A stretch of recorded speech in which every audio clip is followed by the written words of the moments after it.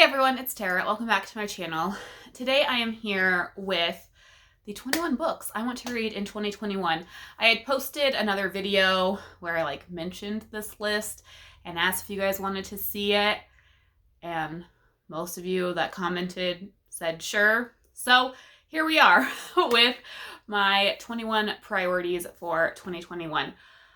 I think most of these are backlisted books. Most of these I've talked about before. There's there are reasons why they're all on this list. But there's not really any rhyme or reason. They're just I was looking at my shelves and I was like, I want to read that this year, is really what it comes down to. So we're just going to kind of go into it. I'll tell you the book and a quick why I want to read it. So yeah, before I go into the physical books that I have here, there are two books that I do not own that are on this list. The first is A Promised Land by Barack Obama. I am so interested in reading this book. I am an Obama fan, and I've never read any of the other books that he's written, but I read Becoming by Michelle Obama and loved that. And I just think both Barack and Michelle Obama are great people, and I've heard good things about the book so far.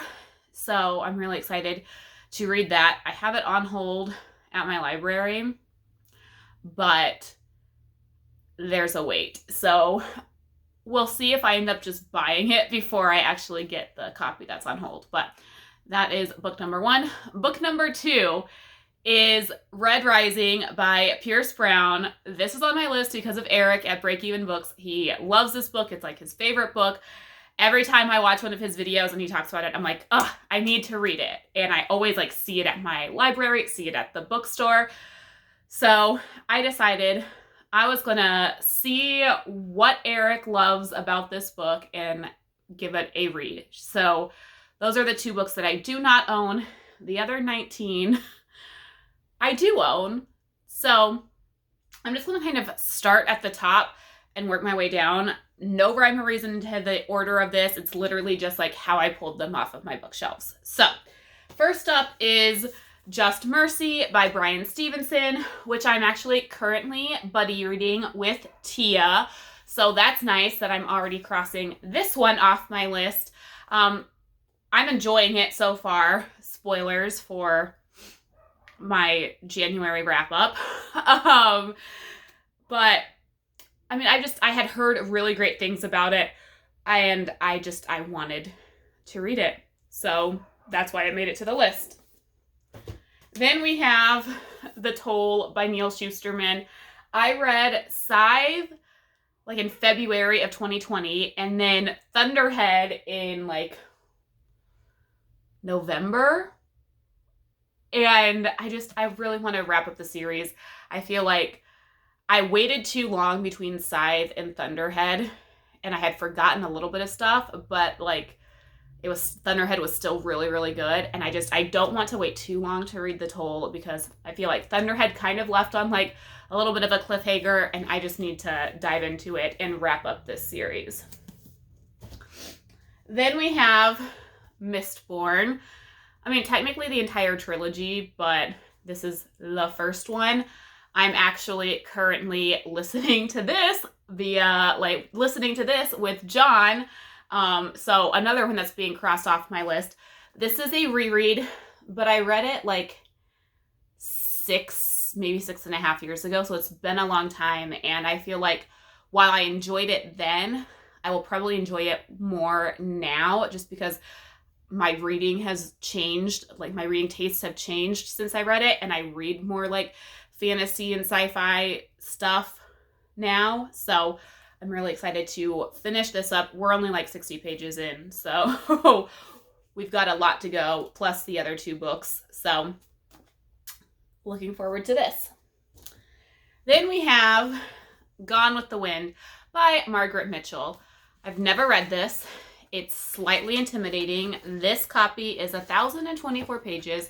The font's not exactly big, but guys, I'm named after the plantation in Gone with the Wind. I've seen the movie and I enjoyed the movie. It's been a long time since I've watched it though. Although my mom actually just told me yesterday, was it yesterday or Saturday? My mom just watched it this weekend. I want to read it so bad. It's always been something that I want to read, but I've been intimidated by it. But I think Amanda at her Pacific Northwest Washington Life and I are planning on buddy reading this sometime this year. That's literally as far as we've gotten in the plans for buddy reading this. It is a book that we both own and neither one of us have read. So we will buddy read it sometime. I mean, we'll probably need to take a little bit of time. I'm thinking it'll probably be a couple month long endeavor, but I'm excited to read it for the first time. All right, then we have Frankenstein by Mary Shelley. This is on my list because it has been on my TBR so many times. Like every Halloween, I'm like, oh, I should read Frankenstein, and I never prioritize it. I've had it in my TBR glasses. I've drawn it before, from my TBR glasses. I don't know why I haven't read it. There's really no excuse. It's not like it's exceptionally long. This copy is just over 200 pages. I feel like I put it off throughout the year until September or October, and then I just don't read it. So that's why this is on the list. It's getting read this year. Then we have Stalking Jack the Ripper by Carrie Maniscalco. I just really want to start this series. I bought it. I've been interested in it. I'm interested in a retelling or Jack the Ripper. I love serial killer shows like Criminal Minds. I love that stuff. So a book series kind of about stalking Jack the Ripper, or what is this series? Is that the name of the series? I don't even know. I don't know a ton about it, but I'm very intrigued by this entire series and just want to start it. Then we have George Washington's Secret Six, The Spy Ring That Saved the American Revolution by Brian Kilmeade and Don Yeager. This is another book that's been on my TBR a couple of times. It's a nonfiction book about America's first spy ring. I've wanted to read this since rewatching the TV show Turn and just haven't done it. So it's on my list. Then we have White Fragility by Robin DiAngelo. This got a lot of publicity last year with, everything that happened. And I've been really interested to read it. I don't prioritize nonfiction, as you can tell, because there's a few on here. And I want to prioritize nonfiction this year. And this is one that got a lot of buzz. And so I want to give it a read. Then we have The Chicken Sisters by KJ Del Antonia. I think that's how you say her name. This was just, really the only reason why this is on the list is because I think it was November. It's either November or December. What month is this from? Oh, it doesn't say. I don't know. But this was the book, this is a book of the month book. I got it either November or December. I don't remember which. I think it was November. And the only reason I picked another book for book of the month was so that I could get this, because you have to pick one of their monthly selections in order to pick an add-on. And it just sounded so interesting. 3 generations, 2 chicken shacks, 1 recipe for disaster. It's 2 sisters that are fighting to serve the best fried chicken in their state. So it's about sisters. It has cooking in it. I just thought it sounded really cute and I was really excited to read it. And so I wanted to put it on the list. I just ate and baby boy is kicking. He liked dinner apparently. Then we have Big Summer by Jennifer Weiner. This was another book of the month selection over the summer. And it was another one that sounded really good.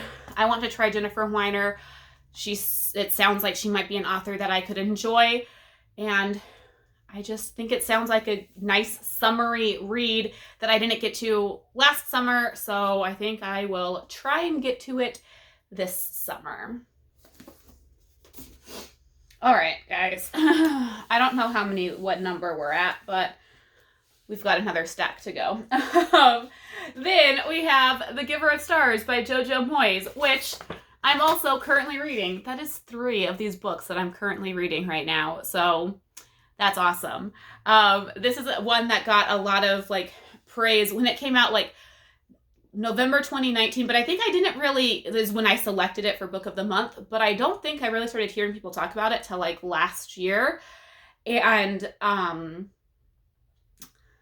like it got a lot of praise on BookTube, and spoiler alert again, I'm enjoying it. It's not like a 5-star read. It's probably like right now like a 4 to a 4.5-star read, but it's really good. And I think it's, it's pretty much living up to the hype. So that's why it was on the list, is because so many people were talking about it. So then we have A Good Marriage by Kimberly McCreight. McCreight, I think that's how you say it. This is a thriller, again, a Book of the Month book. I have a decent chunk of Book of the Month books on this list.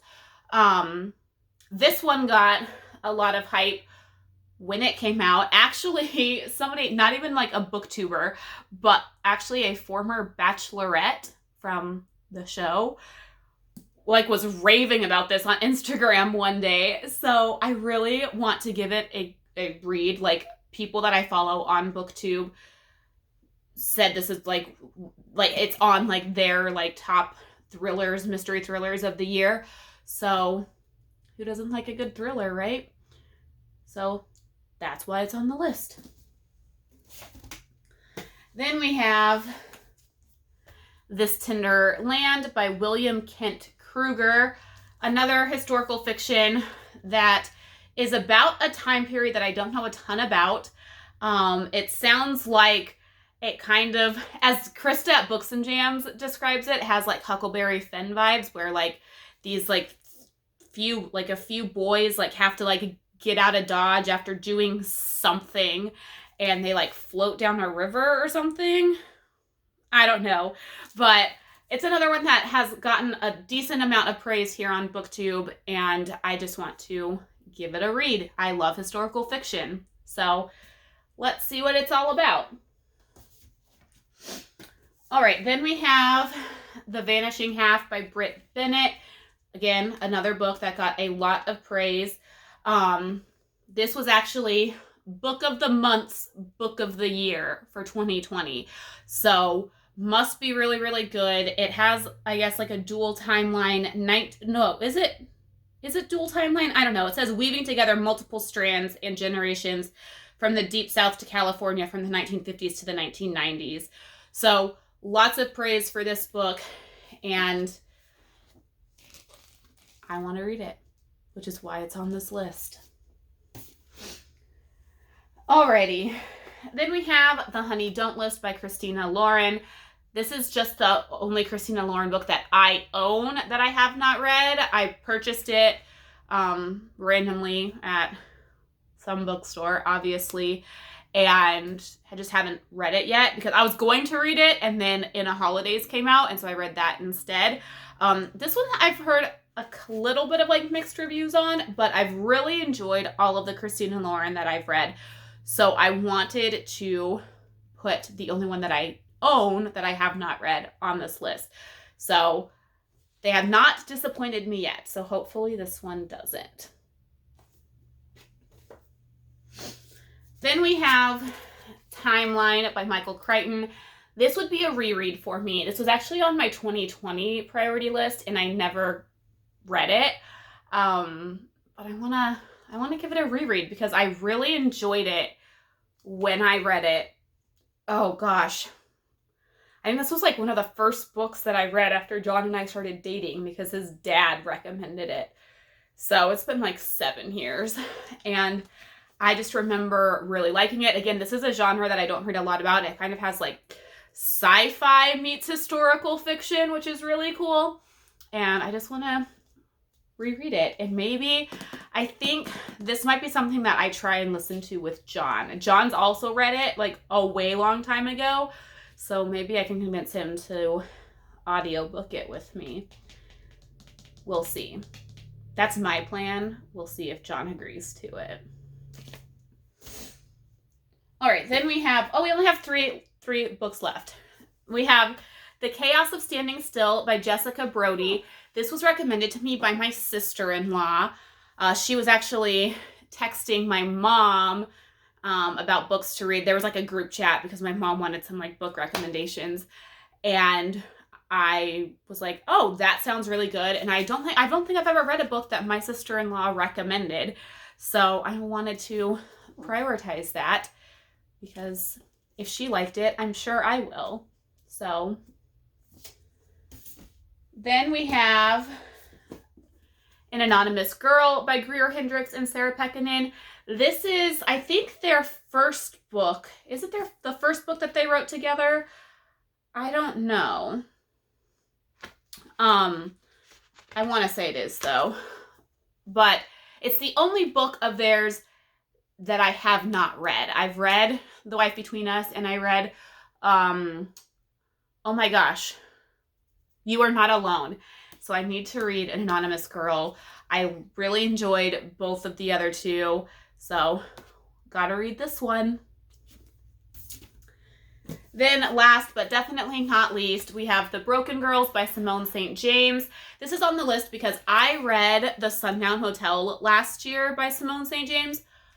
Loved it. It was so good. It was one of my favorite books of last year. I don't know if it's like top 5, but it's definitely it's probably like top 6, if not top 5.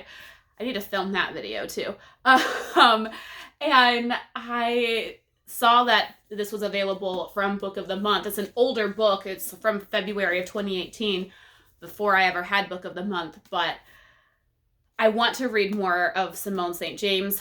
Saw that I could get it from Book of the Month, and so I did, and I just really want to read it because I loved The Sundown Hotel so much. So if I like this, I'll be like trying to read all of her stuff. So that is why this is on the list. So those are the 21 books I want to read in 2021. Whew. I mean, I've already got a decent start. I'm already reading 3 of them, so that's good.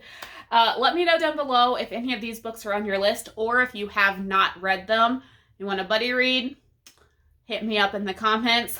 I'm getting you guys have been awesome about reaching out about doing buddy reads, which I love because buddy reads keep me motivated and they force me to read at least a little bit every day, which I love. And sometimes I need that when I'm feeling lazy.